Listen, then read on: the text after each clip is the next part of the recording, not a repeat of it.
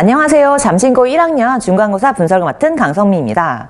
분석에 앞서서요. 아래에 지금 자막이 하나 나가고 있을 텐데요. 이 자막은 기말고사 개강 안내입니다. 참고하시면 좋을 것 같습니다. 저는 강성미고요.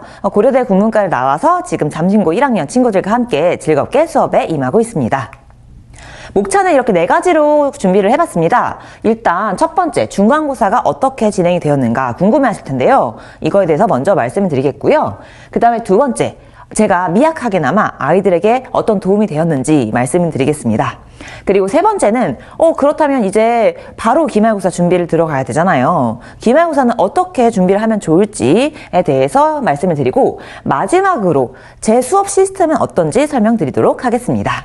중간고사 총평에 대해서 말씀드리도록 하겠습니다. 문항 구성은 선택형의 22문항, 서답형의 4문항이었습니다. 그러니까 선택형이라고 한다면 객관식이고요. 서답형이라고 한다면 서술형이라고 생각하시면 될 것 같아요. 그런데 이제 총 26문항이니까 26문항이면은 풀만하지 않나? 이렇게 생각할 수도 있을 것 같아요. 하지만 지금 잠신고 친구들이 만약에 이 영상을 보고 있다면 아닌데 시간 부족했는데 할 거예요. 그죠?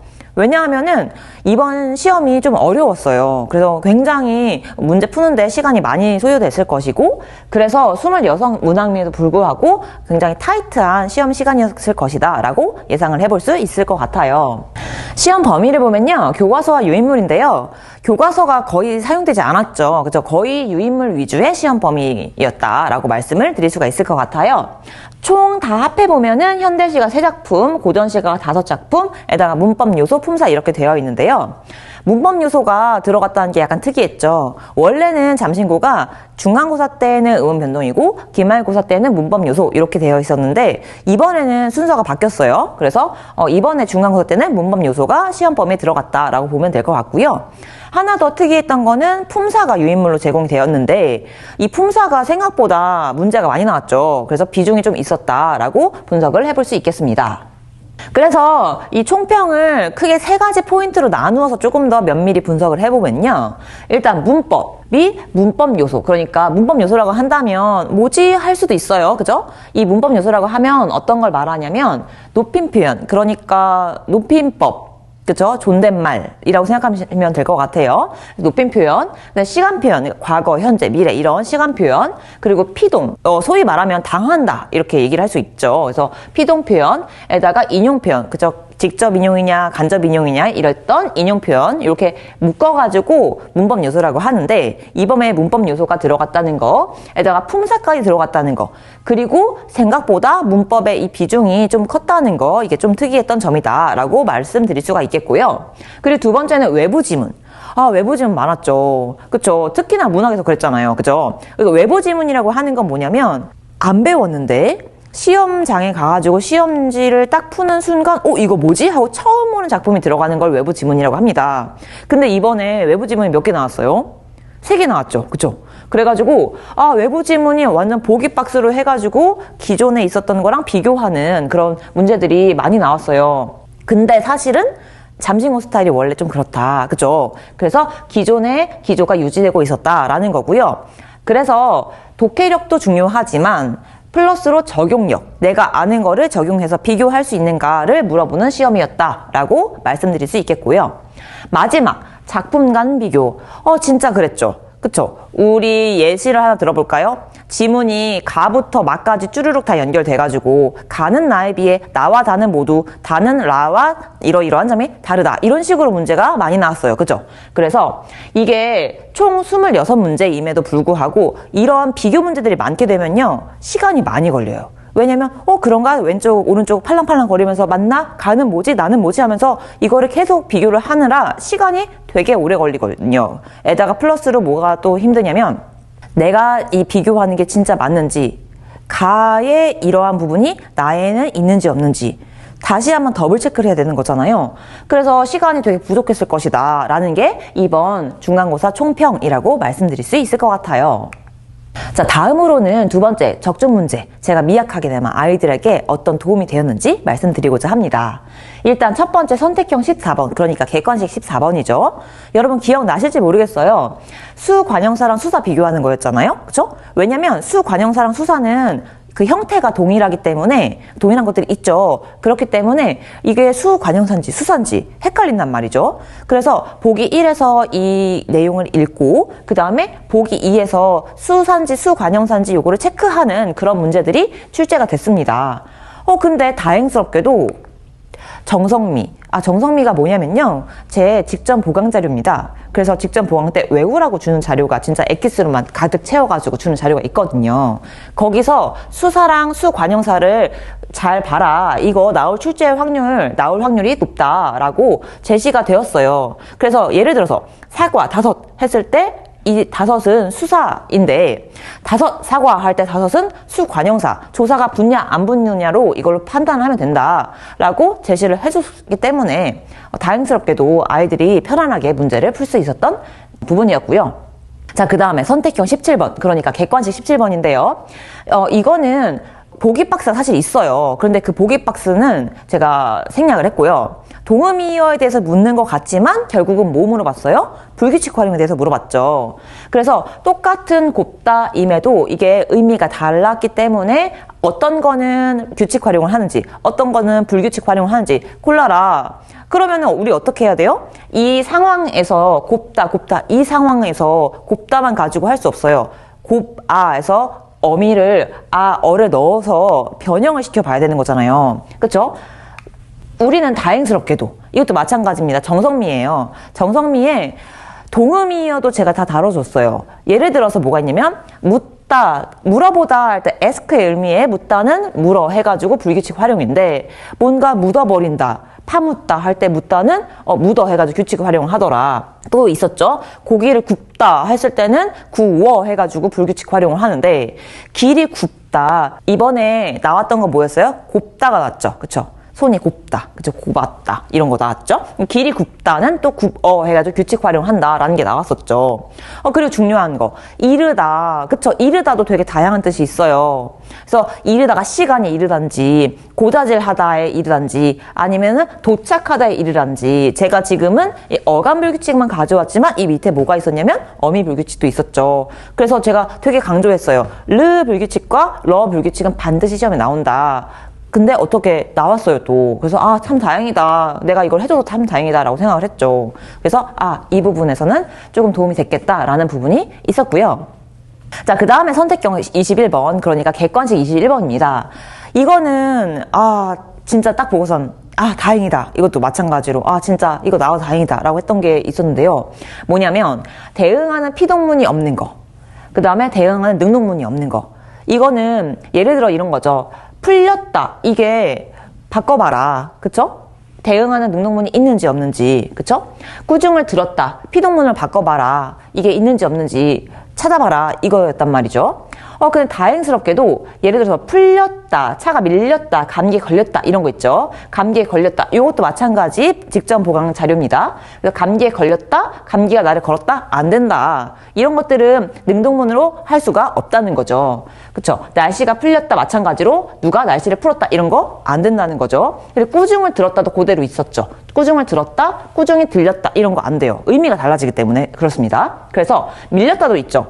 차가 밀렸다 이런 것도 누가 차를 밀었다 하는 거, 그렇죠? 요거랑 조금 의미가 다르다라는 거, 이런 거를 했기 때문에 무리 없이 좀 풀 수 있었던 그런 문제가 되겠습니다. 그럼 기말고사는 어떻게 출제가 될까 궁금하시잖아요. 제가 생각했을 때는 이 3가지 정도가 포인트가 될 것 같아요. 일단 첫 번째가 중요한 게 뭐냐면 작품 간 비교.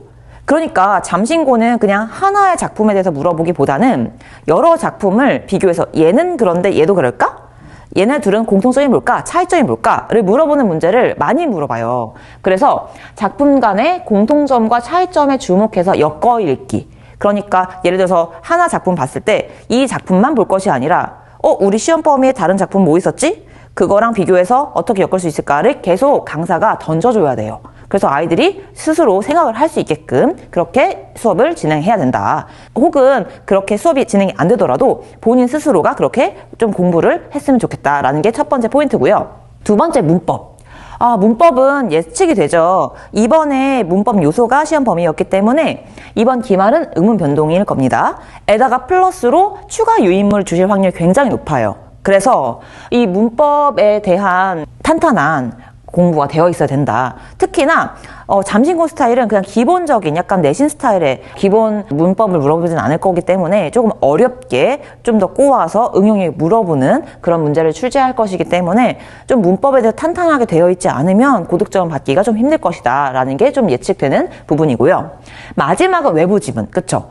이번 기말도 마찬가지로 외부 지문이 출제가 될 겁니다. 왜냐면 그게 잠신고 스타일이 그래요. 그래서 암기를 넘어서 외부 작품에 대한 응용력, 실제로 시험 범위가 이만큼이다 라고 하면은 그거랑 관련된 다른 작품들도 같이 연습하는 게 꼭 필요합니다. 그래서 이렇게 세 가지가 기말고사 대비 전략이라고 말씀드릴 수 있을 것 같아요.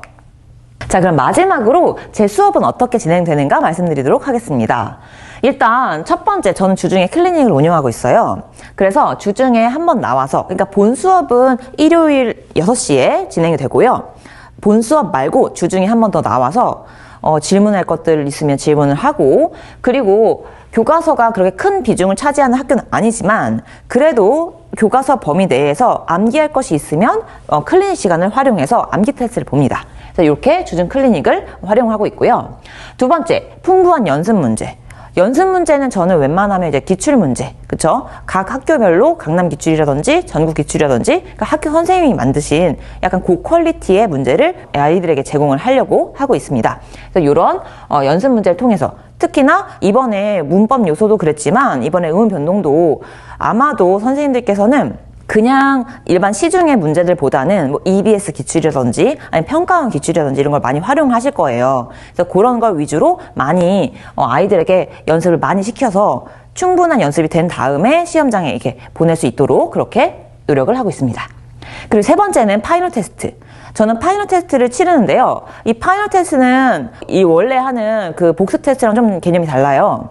이 파이널 테스트는 뭐냐면 시험 범위를 다 진도가 나간 뒤에 그 전 범위를 대상으로 해서 잠신고 스타일이 당연히 반영이 되겠죠. 그 50분 수업 시간을 다 줘요. 그래서 50분 시험 시간 내에 너가 문제를 풀어봐라. OMR 카드도 작성하게 합니다. 그래서 마킹 시간도 너가 알아서 분배를 해서 너의 최상의 실력을 끌어올려서 한번 테스트를 봐봐라. 이렇게 주는 거예요.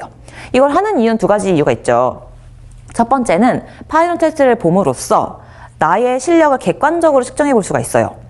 내가 예를 들어서 이 작품은 자신 있어 라고 생각을 했음에도 불구하고 파이널 테스트 결과가 나 여기서 다 틀렸는데? 할 수가 있단 말이에요. 그러면 내가 이걸 잘 안다고 생각했는데 아니구나, 나 여기 더 해야겠구나 라고 스스로 객관화시킬 수가 있죠. 그래서 그렇게 자기 자신의 약점이 뭔지, 혹은 반대로 나 이거 되게 불안했는데 했는데 거기 부분은 또 다 맞을 수가 있단 말이에요. 그래서 이 부분 좀 괜찮구나 라는 거, 자기 자신의 지금 상태를 확인할 수 있는 용도로 첫 번째로 쓰고요. 두 번째는 뭐냐면 진짜 시험 시간을 너가 효율적으로 어떻게 활용할 수 있는지를 해봐라 라는 거예요. 무슨 말이냐면 50분을 다 줬을 때 아이들이 시험 30분 보고요 20분 엎드려 있는 아이들이 있어요. 이러면 절대 안 되죠. 20분 최대한으로 다시 한번 문제 풀어보고 최대한으로 그 시간을 활용을 해서 내가 받을 수 있는 최선의 점수를 받아야 되는 거잖아요. 이 시간 분배가 아직 서투른 아이들이 있어요. 그래서 파이널 테스트를 봄으로써 내가 어떻게 하면 내가 가지고 있는 이 시험 시간을 최대한으로 끌어올려서 활용을 할 수 있는지에 대한 연습을 한다라고 생각하시면 될 것 같아요. 그리고 마지막으로 강쌤의 완성미. 이게 사실은 직전 보강 자료예요. 제 직전 보강 자료는 이름이 있답니다. 제가 이름이 강성미라서 완성미라고 지었는데요. 전 범위 대상 출제 포인트, 막판, 암기, 핵심 요약집이라고 되어 있어요. 왜냐면 제가 항상 이걸 만들 때에 외우라고 주는 거예요. 그냥 맞는지 틀리는지 OX로 정리를 해서 준다든지 있는 거 없는 거 다 모아서 준다든지 이런 게 아니고요. 이것만 외우면 그래도 한 90점 나올 수 있게 저는 항상 만들 때 그런 마인드로 만들고 있거든요. 그래서 진짜 엑기스 중요한 것만 모아서 이건 진짜 나오니까 외워 라는 거예요. 그래서 강쌤의 완성미라고 이름을 지었고요. 요거까지 마무리를 직전 보강을 하고 아이들을 시험장에 보내고 있습니다. 다음으로는 제 자료의 예시 자료들인데요. 일단 필기 자료. 사실은 얘도 이름이 있어요.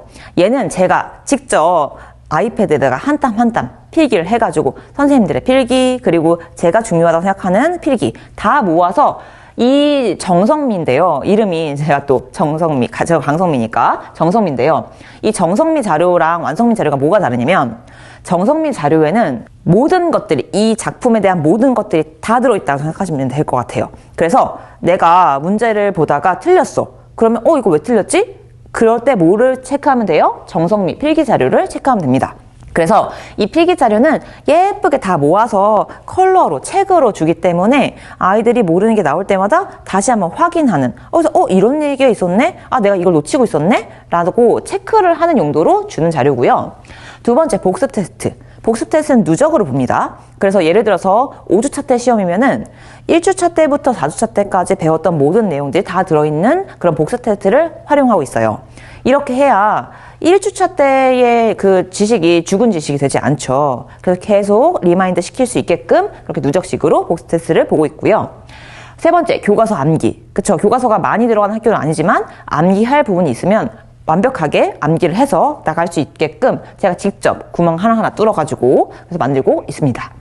그리고 네 번째, 완성미. 이거는 직전 보강 자료라고 했잖아요.